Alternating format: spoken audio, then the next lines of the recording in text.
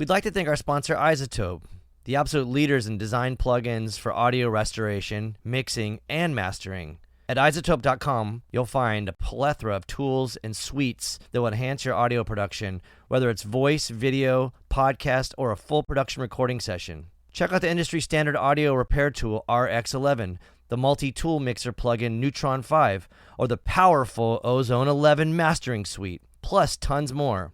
Go to iZotope.com, use code FRET10 at checkout for 10% off. That's iZotope.com, and the code is FRET10, FRET10.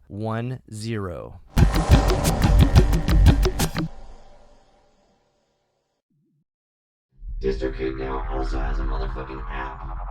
The DistroKid app is available for iOS and Android. You can now get an additional 30% off if you go to distrokid.com/VIP/cult. That's distrokid.com/VIP/cult. Or you can get it in the App Store. Fuck. All right, we're rolling. Rolling. Planet B Presents Cult and Culture Podcast. Here we are, episode 60 of the Cult and Culture Podcast. I'm Justin Pearson. And I'm Luke Henshaw. This episode features one of my longtime friends, Vic Martin, also known as Vique Simba, who is punk and hardcore adjacent in a bunch of different things, currently working for the record label Pirates Press, used to work for Revelation Records, did a bunch of cool shit, started Chicks Up Front in the 90s. I don't know, just helped do a lot of rad shit. And for me personally, helped Swing Kids in, I don't know what year it was. I was 30 years ago when Swing Kids toured Europe. It was a disaster. She basically saved our asses, and then she ended up booking a Locust Jenny Piccolo tour in Europe. And yeah, I owe a lot to her. She has a new book out. Anyhow, prolific human being and in the world of punk and hardcore and stuff. So it's cool to have her come down and talk to us about everything, and we kind of dive into some of mine and her personal histories, and I don't know. Yeah, it's cool to have women represented on the podcast and punk and hardcore, which I feel as a subculture needs some work. Yeah. Anyhow, let's dive into this. Thank you for checking this out. Real quick though, I'd like to point out that we have a new 7-inch out. This is a weird one. It's a bonus album that comes with the Cult and Culture Podcast compilation LP that is also currently out. Both should have been here today. They should have been here today. Both available on 31G's Bandcamp. This one is pressed by Smashed Plastic in Chicago, screen printed by 3110 Printing, features a Planet B cover of White Lines with Johnny Whitney from the Blood Brothers singing, features Oak Jackson ripping on some sound bowls with us, doing some Earthquaker Devices pedal craziness. Anyhow, limited edition 7-inch green vinyl to 100 copies. You should probably pick this up. Bandcamp, 31G's Bandcamp. We hope you dig it. Anyhow, we'll see you on the other side of this podcast. Thank you very much. Play.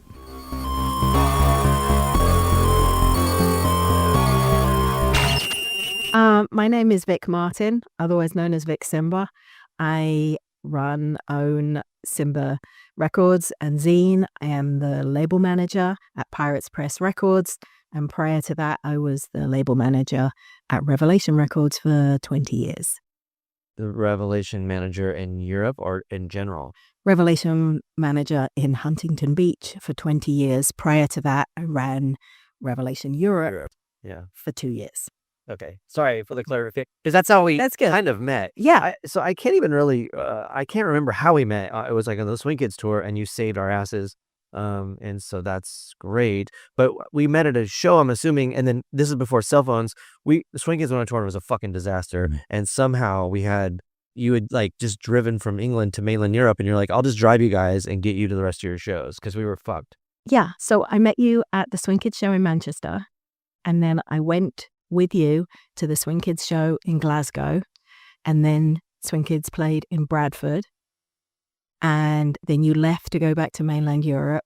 I went home to Manchester at the time, and I got a call that Swing Kids had left the that Jose had left his cymbals That's at the not 1 in funny. 12 club. So I drove an hour and 20 minutes, picked them up, took them home again. And then I left. I was leaving for EPA Fest a few days later, but you needed your cymbals. So I drove to Cologne instead. 10-hour drive. It's all coming together. And I walked into the venue just as the band before you finished. Wow. Okay. Yeah. And we did have like, it felt like forever, but it was probably like a week off of like we didn't want a week off. Like the person just lied and was like, go there and there'll be shows, and there wasn't. So we were just stuck. So You had 3 more shows and EPA Fest, and I put all of you in the car, and I remember you had like Eric's head on your lap across the back we seat. flew the whole time. We And flew to cars. somehow Eric fucking carried a JCM 800 on the plane with him, which is like, Damn. it was insane. That's a whole other story, but that was funny too because you can't do that now, obviously. But I remember him. He's like, I don't trust, I don't, whatever. He's like, I'm bringing my JCM 800, because that was like the holy grail of guitar heads for him. So I remember walking on, and the guy was like, wait a minute, what are you guys doing? And Jose just interjected, started talking to the guy in Spanish. The guy didn't understand Spanish, and just kind of like nudged Eric to go on. And when Eric was putting it up above the seat, it broke the. No shit. I have no idea how we even got home, but we did it, and that was crazy. And I want to say thanks to you, because also you and Marco Weitzel from Avocado, like you two saved our asses, and because he booked a couple extra shows. And Yeah. stuff. And those are the shows that I was driving you between, and then we stayed with that kid Yuri in Belgium, All this shit. where you guys slept in his parents. His parents were on vacation, and they had like a king size waterbed, and there were like 5 people in there. Yeah.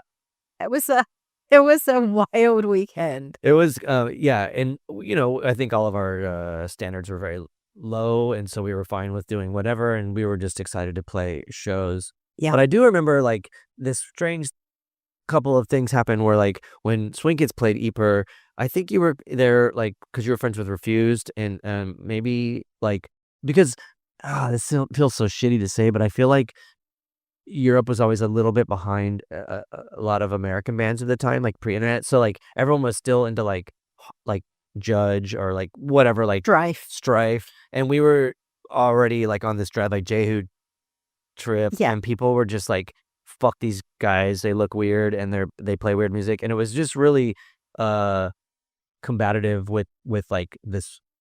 I hate the word scene, but with the scene, with hardcore. And it was so funny because you were just like, no, you guys are great. And you like kind of took us under your wing. And it was like, because it was a bit of hostility towards us. Yeah, I mean, I think that there was definitely a thing in mainland Europe for more predictable hardcore to be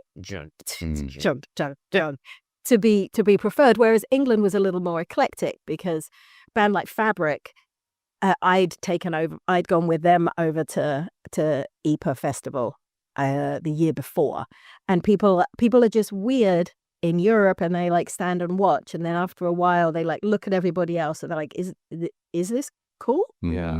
This is cool now?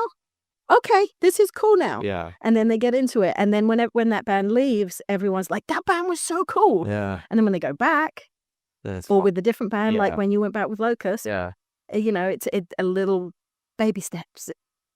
But it was also change is hard. Change is like weird, and if you only experiencing the change in the progression of seeing different art and music in person, because the availability of the records was expensive, and the distribution network was so,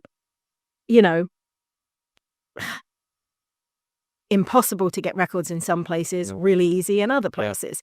Like if you were in Sweden, there wasn't a punk record store. Yeah. So you were just buying records either from Germany or from America. And with no internet, you didn't get exposed to a lot of different things. So when that Swing Kids shows happened, were you already working for Rev in Europe or anything? Yes. Yeah. I just started that summer running Revelation Europe.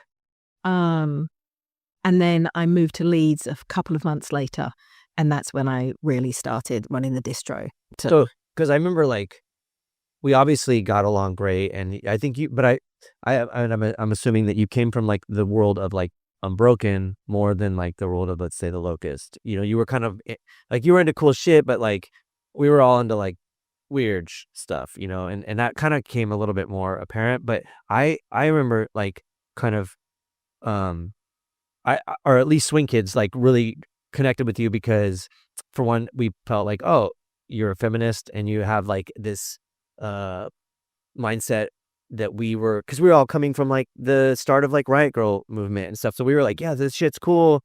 And we get over to Europe and it's kind of like a few years back and we're just like, oh, this is all like Earth crisis-y or whatever. And so we were like connecting with you on that side of things, which was really really good, obviously great to see and be part of. But it was I think we kind of like took you by surprise when you were like, yeah, I'll book the Locust and Jenny Piccolo. And so then we show up and it was just like not like people couldn't fucking wrap their heads around us. And then I think you were probably just like, yeah, these guys' music sucks. Yeah. It was I come from, I wouldn't say from like, what did you say? Unbroken and like kind of like more hardcore, but like Discord even. Yeah, more like Discord and post-hardcore and bands like Grey House and Policy of Three and like, like, so I think swing that like emo before emo was a so I think Swing Kids fits in the like, it's the lyrics are important, the music just tears your inside up, but there's still melody, and it's incredibly engaging, and that to me is what the emotion I want music to bring up. That's great. So Locust and Jane Piccolo were incredibly alienating and kind of just more jarring. Yeah, and I have never liked metal. I've never liked thrash. Yeah. So we were and I guess I also just come from the hardcore scene, the post-hardcore scene, the punk scene of community.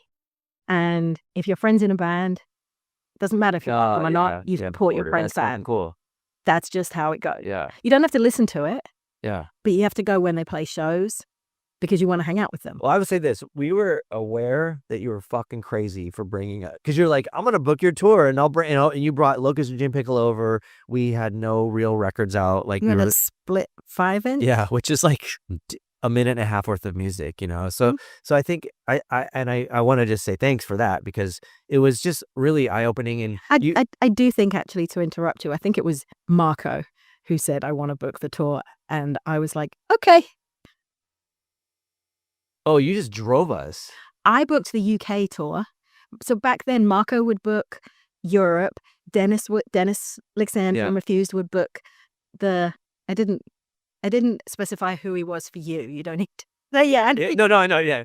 Right. Dennis, I did for the listeners. Yeah. Dennis from Refused would book Scandinavia and I would book the UK. But Marco did the bulk of the booking for mainland Europe. And that tour was meant to be booked that tour was meant to be driven in a van by the person that drove the Swing Kids.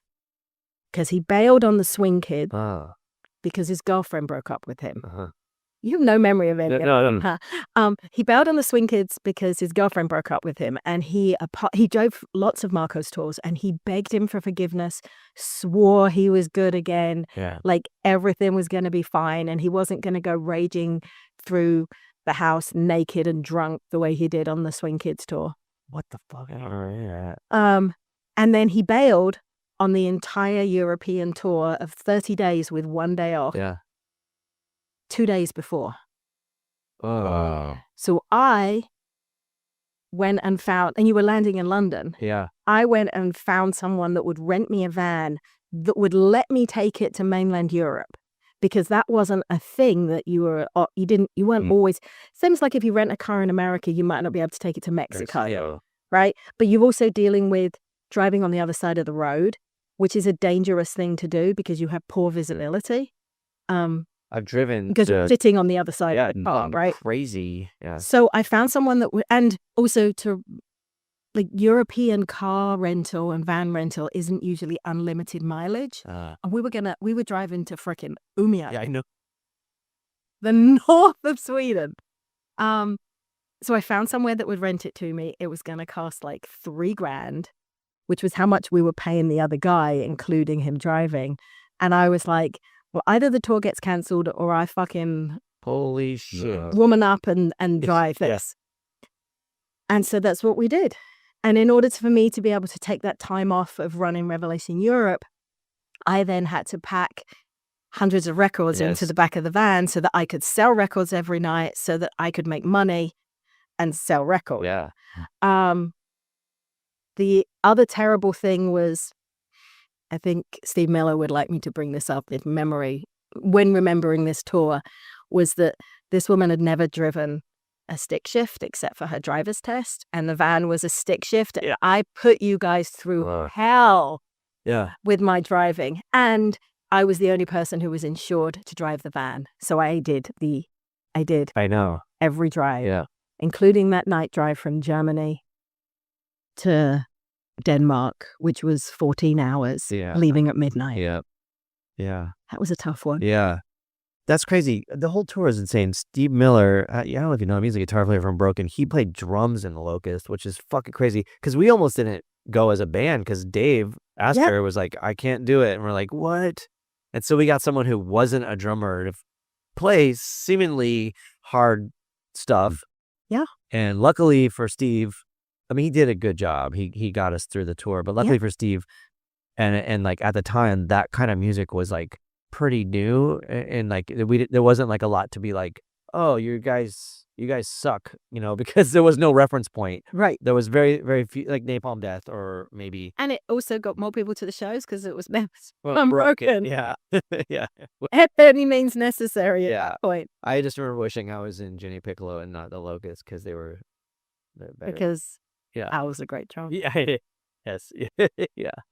Do you remember the worst night of that tour when we lost? Okay, so the last night in the UK, we were Tetrising all of the boxes and the equipment in the van, and we left, and the person who was helping, Simon Henderson, took the second van key. Oh yeah. So we only had one van key until like the middle of Germany when he'd mailed it somewhere to like Marco or Yeah. something. But I do remember the worst night. There was two terrible nights on that tour. One terrible day and one terrible night. But we were tobogganing in the snow in the mountains in Umeå. Well, I don't know if it's mountains, hills. Yeah. Yeah, hills. And the key was no longer in my pocket. Yeah. Ooh. And David found it in the snow That's crazy. in the middle of the night. Yeah. Yeah. I remember that. I was nuts. We also slid off the freeway. That was the terrible fucked up day. too. Yeah. when you were a bunch of dicks. Yeah. God, Yeah. they were absolute dicks. Oh, I bet. We slid off the road, hit black ice, slid off the road, and kind of veered into a field. Right. It's like 2:00 in the afternoon in the middle of Denmark. And everyone was okay.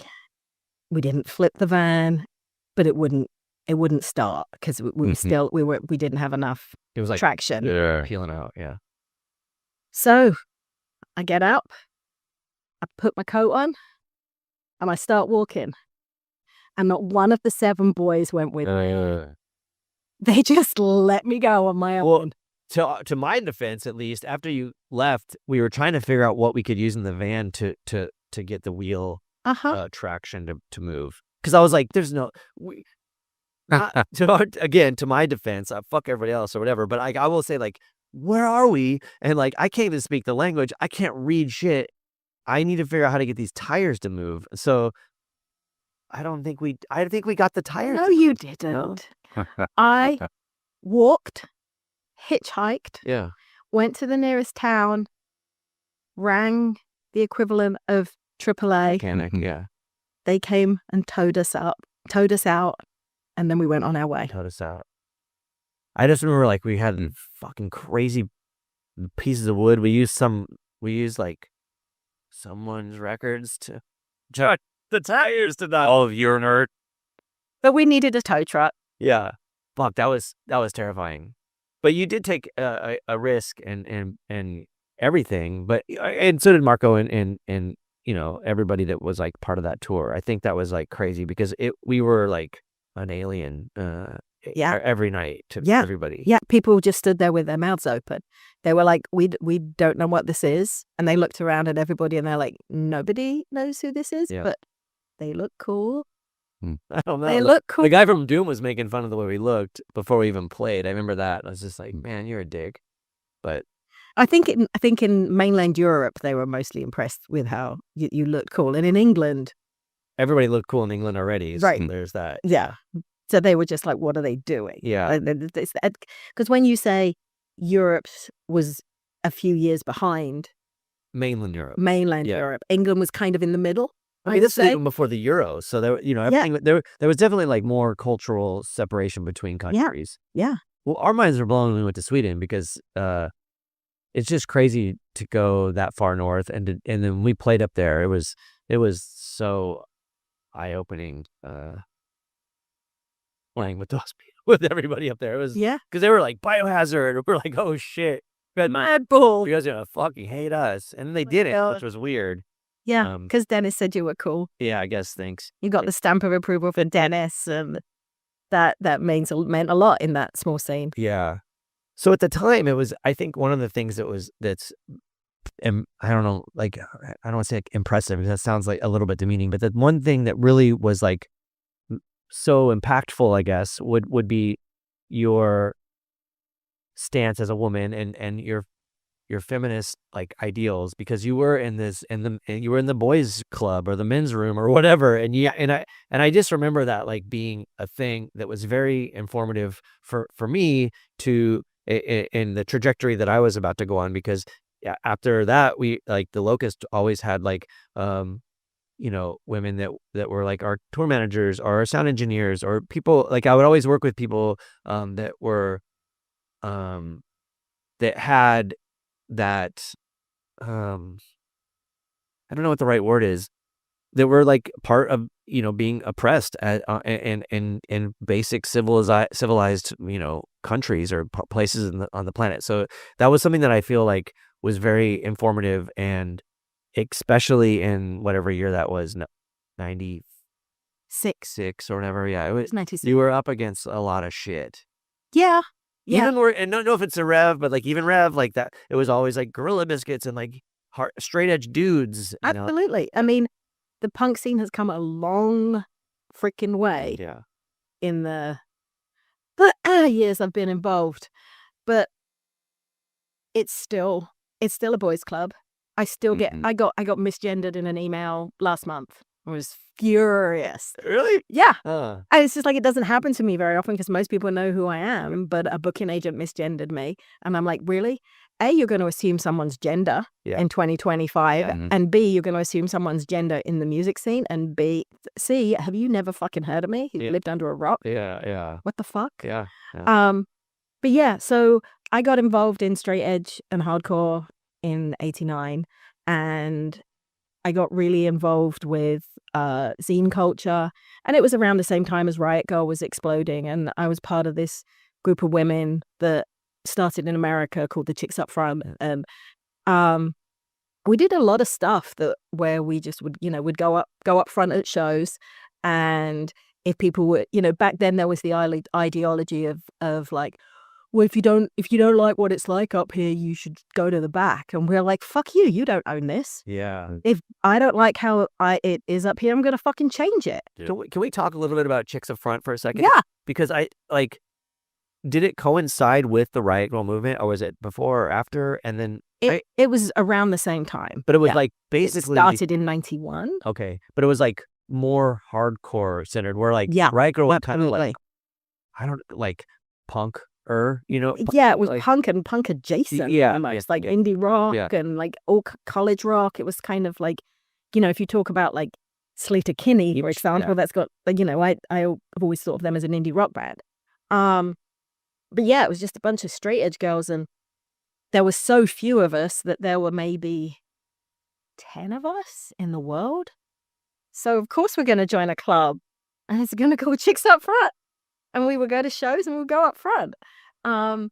and then boys were included that were supportive. Yeah. In order to be in Chicks Up Front, you had to be given a press pass and a necklace that said Chicks Up Front on it, and then you were official. Yeah. But the person that kind of started, the two people that started it were sisters from Maryland, Daisy and Margaret. Both of them have nothing to do with the scene and haven't had for like over 20 years. Yeah. Whereas a lot of the rest of us still go to shows and still go up front. Yeah. And it was like zine centered sort of. Yeah. So Daisy did Not Even. I did Simba. Kim Nolan did Bark and Grass Cookbook. Other people put on shows. Other people were in bands like Hazel, who was in Nations on Fire. Saskia, who was in Short Sight. Yes. Yeah.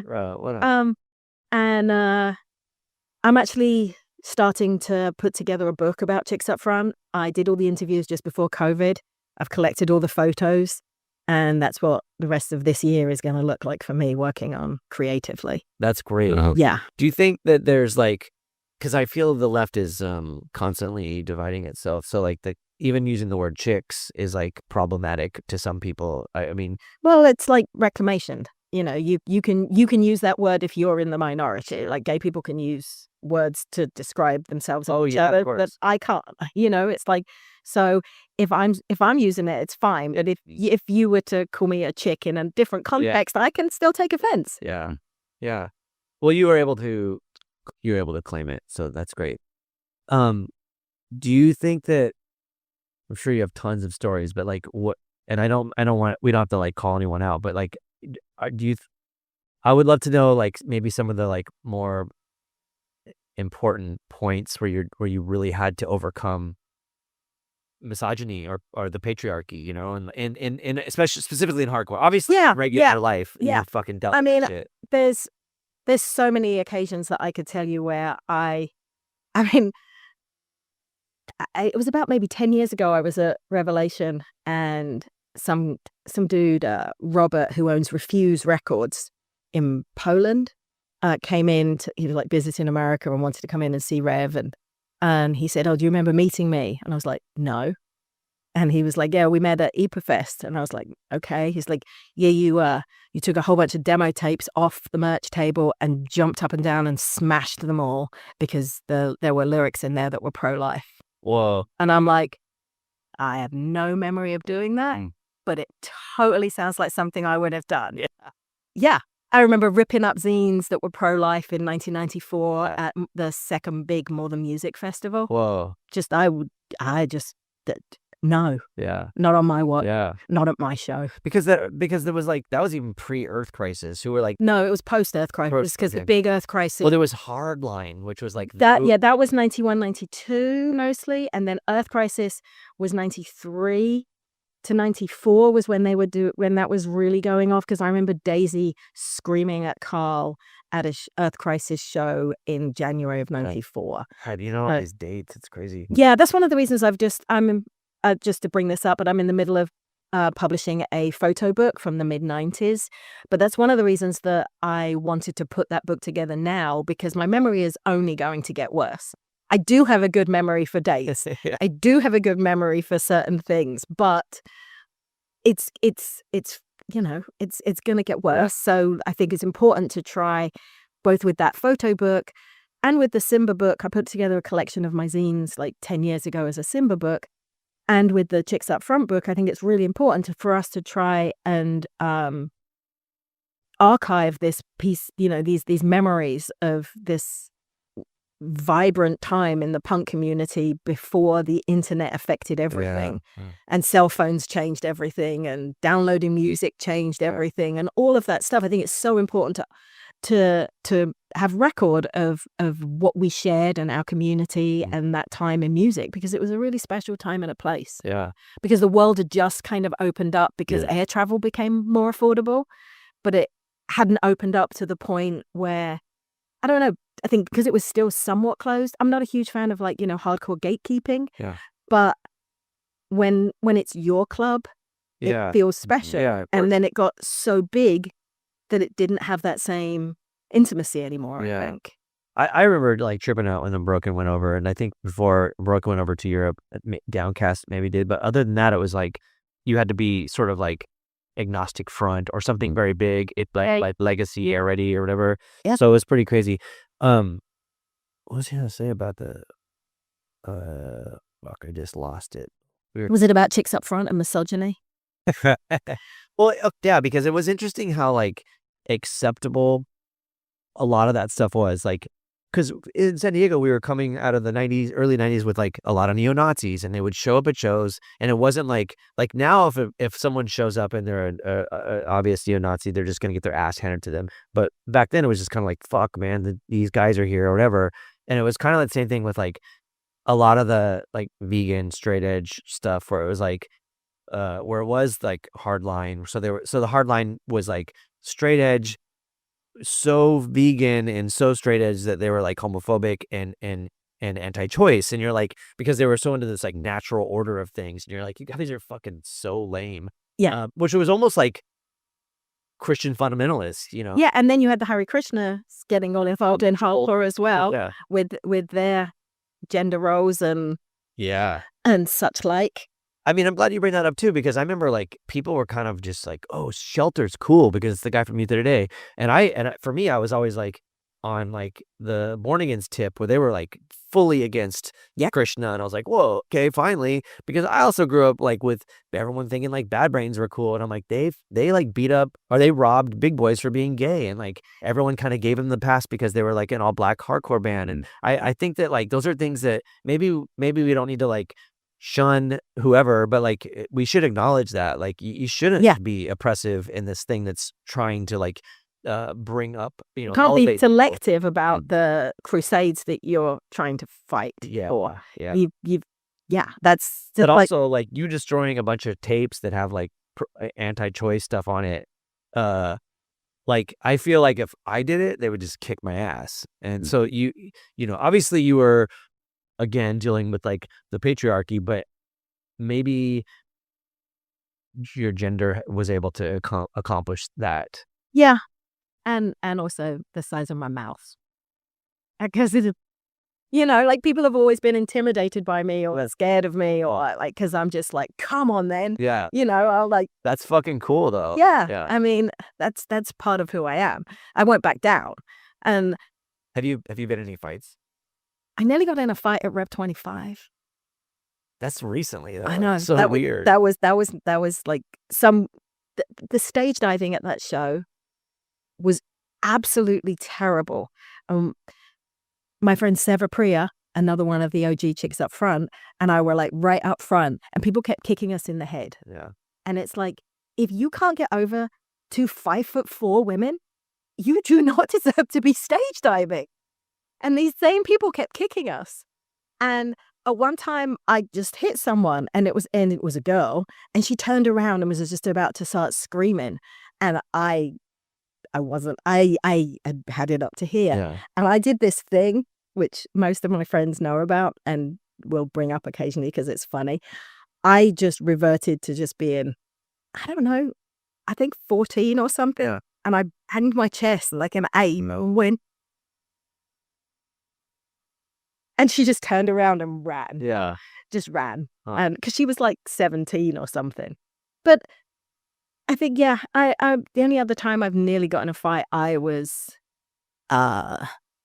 20 and I'd just been groped. And I hit someone. Good. Yeah. I had him like what I thought was his t-shirt, but in retrospect was skin. It was with this hand and was just wailing on it with this hand. But I couldn't throw a punch then to save my life, so I don't think he was very hurt. Yeah, it's I still can the throw a punch intimidation. now.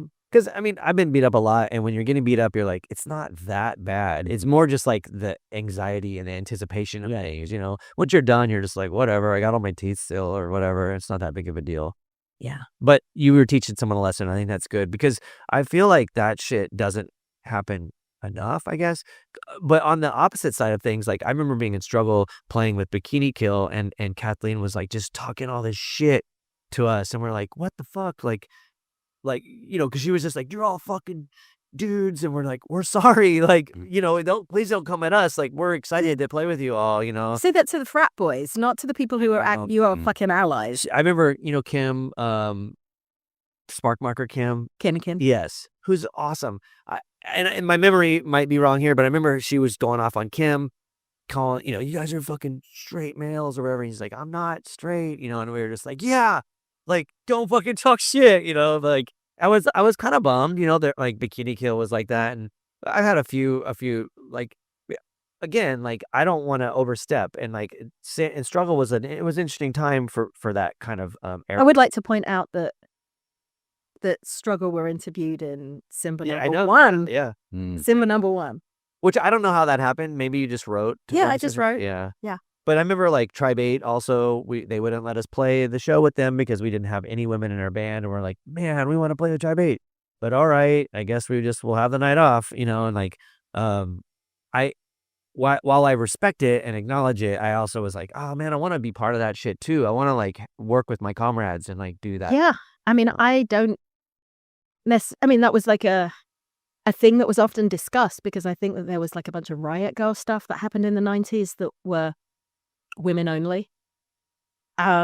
Which makes sense, I think. Which does make sense, but now there's also, now things like that would probably hopefully be women only and women presenting folks, for example. Like the trans community. Yeah. Okay. To be trans. But back then there wasn't even like that acknowledgement of trans. Zero acknowledgement, which is problematic in itself. I'm just saying, because trans people existed then. Of course. But there, we talked about that a lot amongst Chicks Up Front, because nothing that we did was ever exclusionary. There were boys that were in Chicks Up Front. Yeah. And it was never something that was appealing to me, because because misogyny and the patriarchy are something that everybody needs to be fighting against. It doesn't just affect women. Yeah. And it is never going to be overcome unless men are included in that fight. Right. Ever. Men have got to be willing to understand that if they give up this power, put that in quotation marks, that they have, because obviously a lot of men have differing amounts of power, but all men have power through the patriarchy. But there has to be a reward for giving that up. And the reward is to then be included in a better society, obviously, and for not to be pushed into the roles that men are pushed into. But if men are excluded from the conversations about sexism, it is never going to change. Yeah. And it is, something that you see a lot of in social media these days, and I'm glad to see it, but it's still got such a long way to go. Yeah. So many men are just completely not interested in changing the way things are, and that's heartbreaking. But in hardcore, I think it's ridiculous to not include allies for whatever cause you're championing, whether that's race or gender or sexuality or class, everything. Yeah.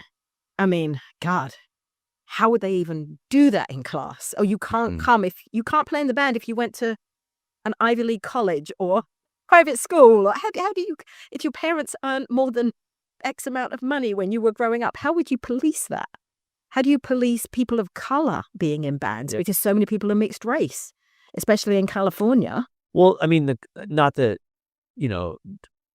downgrade a certain oppressed portion of the human population, but like class is also a very interesting thing. It's like, even in bands, it's like, oh, you're able to be in a band with gear and a vehicle and tour and stuff, or you're just not able to even like, absolutely, you can't leave your job or whatever. Like, you can't get time off. Yeah, you can't tour. You can be in a band, but you can't tour. Which goes back to like maybe the basic roots of punk, which really did encompass like all forms of oppression, including class, because it was primarily like lower class poor people doing that thing. Yeah. So now there's like a shift, and it's still, you still see it. You still see patriarchy, you still see racism, you still see classism. Like, it's fucking crazy in the punk world. Of course. But I do these days, I do agree with the concept of elevating women's voices, people of color, voices and people of different genders and sexualities. And I think it's great when headlining bands say, opening band's got to have one of those things in the band. Otherwise, we're not. Otherwise, they can't. We won't take them on tour. Yeah. I think they're using their power to do good, because the more women, for example, that are on stage, the more, hopefully, young girls going to those shows will see people playing on stage and will pick up an instrument. That's the goal. You see yourself on stage. That's an important thing for so long. Representation matters. Like white dudes. Yeah, representation really, really matters. And then when there is, I remember there was like, I don't know if you're friends with the band Donuts. Yeah. Like there was a lot of shit talking about that band, and I thought that was fucking lame. Yeah. And I because I'm sorry I don't know them that well, but the guitar player went in, Sarah, and then she joined International Noise Conspiracy. Sarah. And I remember seeing Sarah play. I didn't know much about Donuts. I just remember hearing about them. This is before internet, so I was, there's the band. They're all women. That's fucking cool, like straight edge hardcore. And everyone just said a bunch of really fucked up sexist shit to them. And then fast forward a few years, and the Locust Run toured International Noise Conspiracy, and I was like, she reminded me so much of Eric Allen, like the way she played, her style, and I'm not trying to say like Eric's better, but like, that he was my that's my brother. I never thought about that, but watching her play, I was like, she fucking has that. I mean, Eric was trying to do a the band that she did after INC, whose name is escaping me right now. They're my favorite band that she's ever done. Okay. Oh, brain. You remembered all kinds of shit. You put something into the 2000s and it's mush. Well, I would like to say that she was such a like her style, her swag, the way Stage presence. Yes, I was like, immaculate. oh, how can you criticize that woman playing guitar in any way? I mean, I get it. Maybe you don't like straight edge hardcore sounding bands or whatever, but like when I saw her play, I was just like, damn, and I think that's like a thing that, because men are fucking stupid. They really are, because that even the other night I went and saw this band Tropical Fuckstorm, and just watching them play, there's one man in the band, and the rest of the players, every one of them had just like the craziest amount of swag, and like, man, like there's the bar is so fucking high with people like that, and it's like, good luck, dudes. You're never gonna achieve that.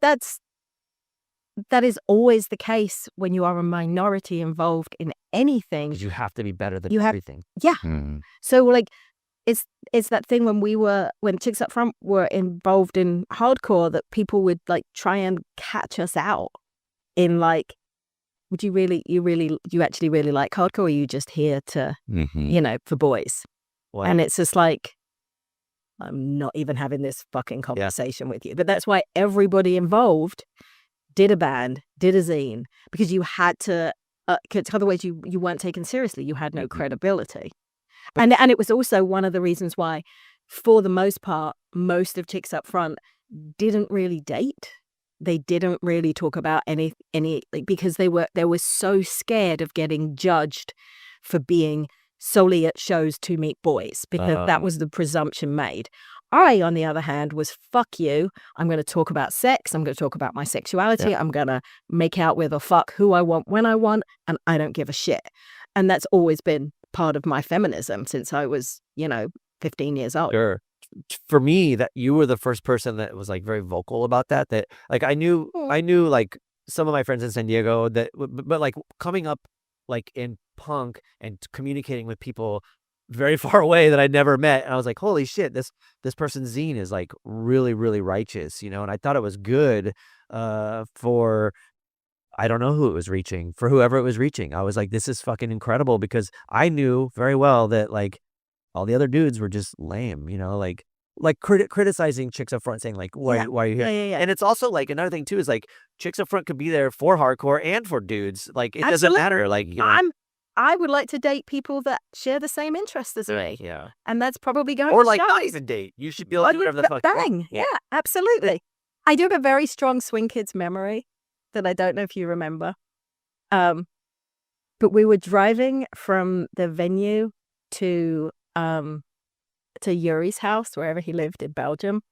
And looking back on it, I was 25. I was born in 71. What year were you? 75. Okay, so you were all I was with you on my 21st birthday, so I was Yeah. 20. okay, so you were all babies, Yeah. kind of, and I'm like 25. And apparently I said this, which I don't remember, but apparently Eric Allen went home and told Steve Miller, and it was the first thing Steve ever heard about me. And he was like, huh, they thought it was amazing. We were talking about sex, and I said, I've never met a man who doesn't like a finger up his ass while he's having his dick sucked.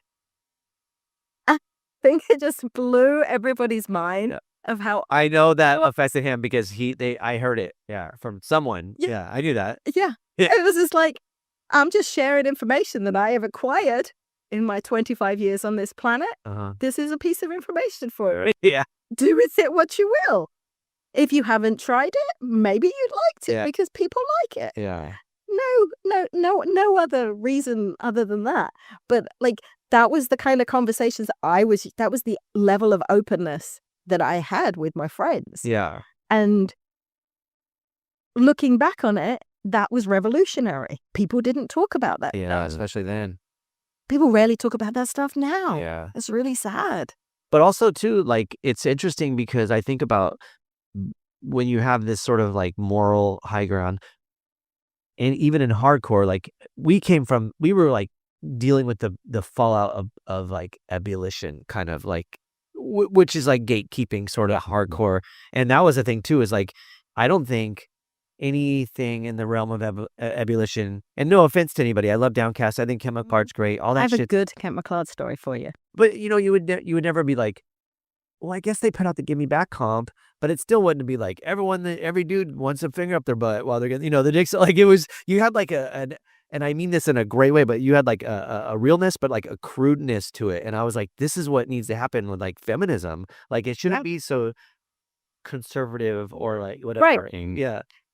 Change comes from big voices talking about things loudly, Yeah. in my opinion. Yeah. Doesn't come from subtle, Yeah. Or even but this is a good example. Sorry to cut you off. No. But this is a good example of misogyny for you, going back to your Chicks Up Front story.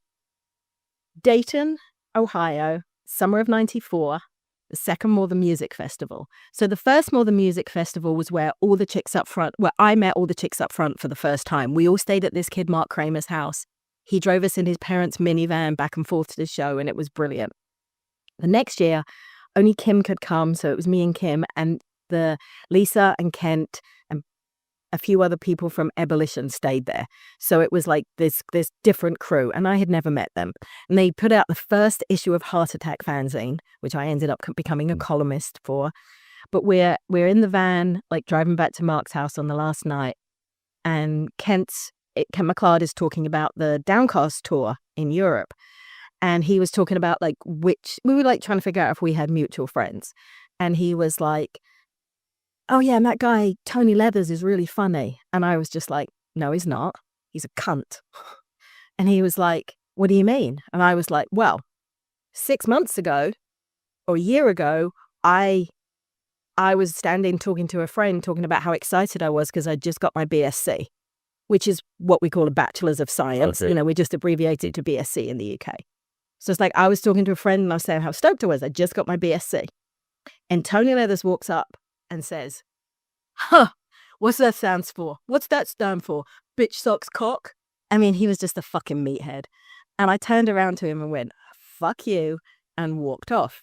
Well, who is the guy though? Like, what? Just some random dude who used to go to shows. Oh, but Kent knew him. But I Kent thought knew maybe him. he was, No. part of a. Kent knew him. Yeah. And he was like, so I recounted this story to Kent because he's telling me how funny Tony Leathers is. And I recount this story to Kent. And Kent goes, oh, no, but he's really funny. Oh, man. And and by then everyone else in the van had like, Yeah. the volume had just gone down and down. And at this point, everyone's like listening to me and Kent. And I turned around and went, if you say so, I don't find the oppression of women funny. Yeah. And the whole van went silent. What the fuck is Because no one would have, because people like Kent who were, and still are, have status in the scene, Yeah. people rarely get called out on their shit. And Nobody spoke for the next 10 minutes. Yeah. I got up the next day. They'd gone. Wow. And I got home 2 weeks later, and there was a really lovely letter of apology. Whoa. And we've been friends ever since. From Kent. Yes. Yeah. Kent was fantastic. Yeah. But it's like But maybe the it's just, misogyny is so internalized and it's so deep that when another man acts like a sexist motherfucking prick, yeah. other men neither call them out on it or even recognize it when a woman calls them out on it. Yeah. And it's so deeply ingrained in our culture. And that is no different within the hardcore scene or the post-hardcore scene or the punk scene. Yeah. It is like a sort of subculture of we have all the same stuff that everything else does, right? Mainstream. We stuff. try and deal with it a little better, Yeah. but you've got it's constant vigilance and constant hard work. Tony Leathers, is it Leathers? Yeah. Like that's why I thought he's gotta be in a band. No. Like that's not No. that's like a fucking crazy name. Good night. But so he No. just came up and just said it and then Just laughed. and that was it. And Yeah. then because He I was a feel like huge dude. He was a huge dude that used to like rule the pits in the north of England, and no one ever fucked with him. yeah. You know those kind of dudes. But I wasn't scared of him. Yeah. But what's he gonna do to me? But I wish you like kicked him in the dick or something, you know? Like yeah. you would have needed that. You know, like Oh, that would have been good. that need like Yeah. because and again In hindsight, I wish I kicked a lot of people in the dick. A lot of people, including some of those people on that Locust tour. ooh. No, none of those guys. None of the Locust. Okay. Shit. Well, I'm glad that we got the pass. It was Yeah, you absolutely get a yeah. pass. I think that the stuff that you have accomplished and the sort of ripple effect of what you have done is so important and relevant in the weird subgenre of a subgenre of hardcore that we all kind of fit in, you know? Yeah. And I think it's cool. And I'm sure you know this, but I would like to say that like the things that you have accomplished have resonated to a lot of people, and I think it's fucking rad. And you took a huge gamble on driving us on tour because we're all just like strange. I remember in the van, we're just like, dude, we cannot listen to another Revelation band, or like you'd fit on like Into Another, and I'm like, fuck this. Can we please listen to Naked City or something, you know? And it was, Yeah. I appreciate the fact that like But we only had the CDs that we had then. We didn't have No.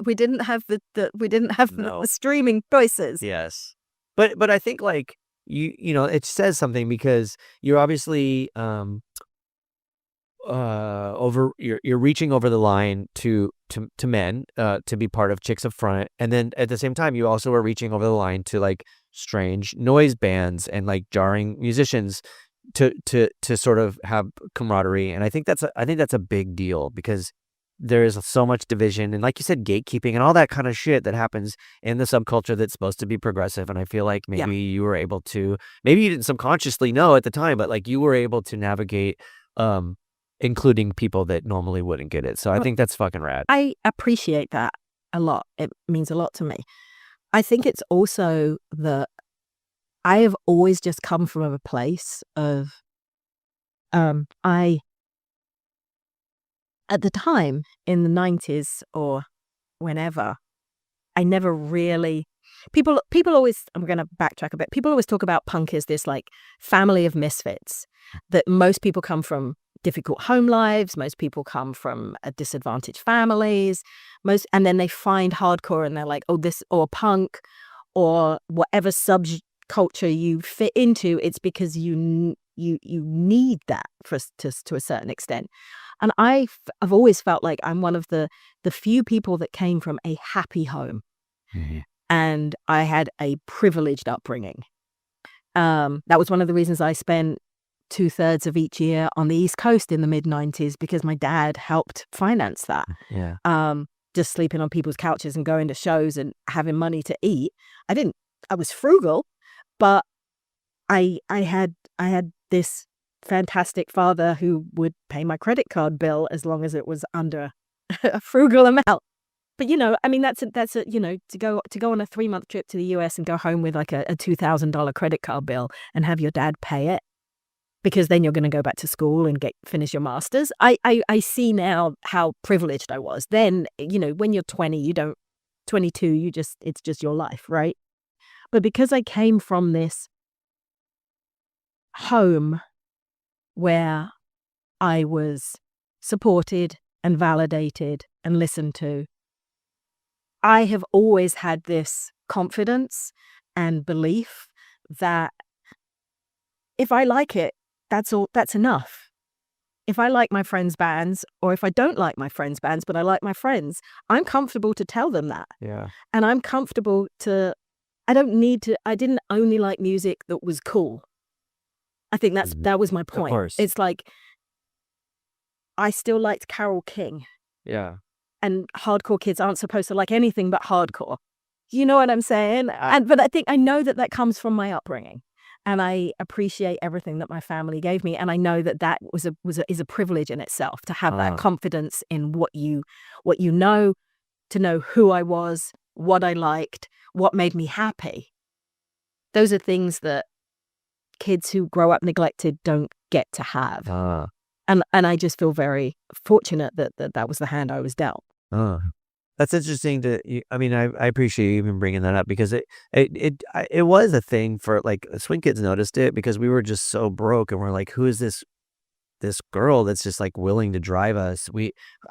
I look back and I don't even know how we like got anything. Like, I don't know how we got food or how we had gas, or I don't know how we even fucking survived. But like, I remember thinking, I think my dad probably paid for it. yeah, but and again, like, I'm joking.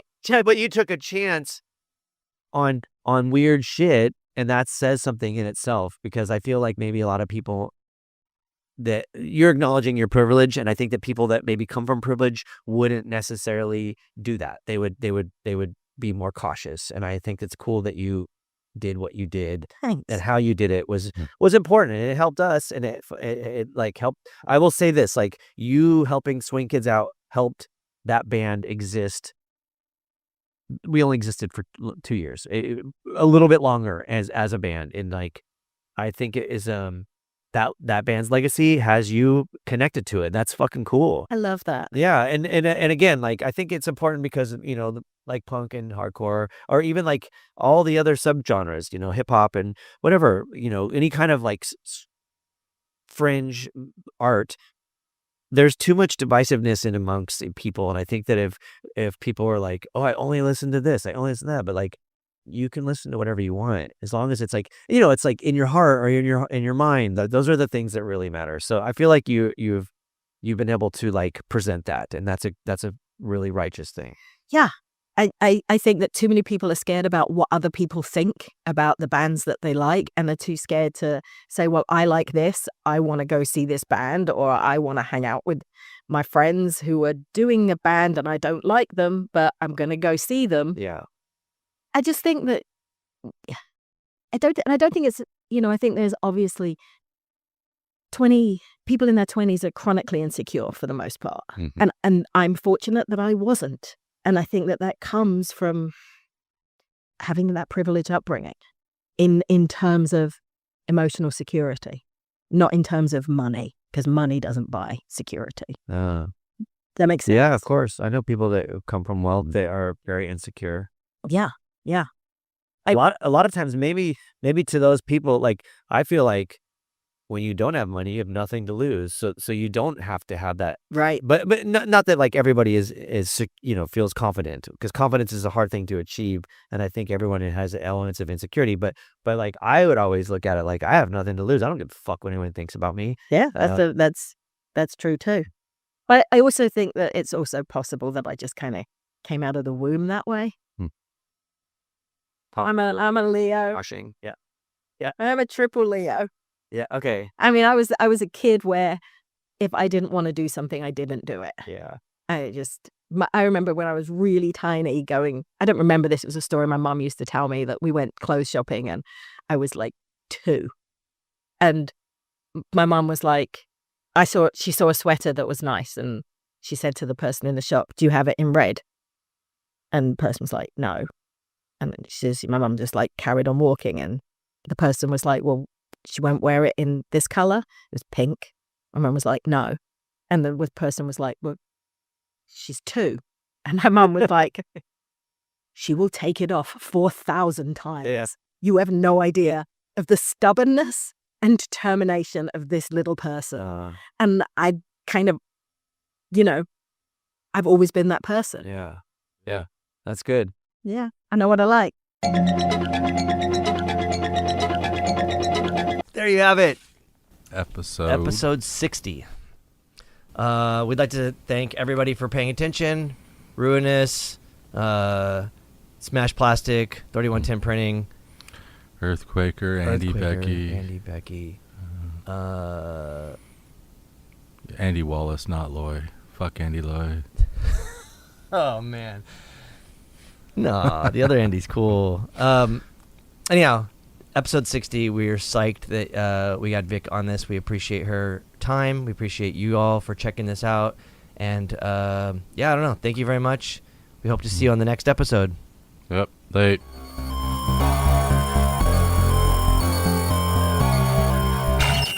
Cult and Culture is a Ruinous Media podcast proudly sponsored by Earthquaker Devices, Heartwork Coffee, 3110 Printing, Kindred, Smash Plastic Record Pressing, and San Diego Food Shed. Planet B.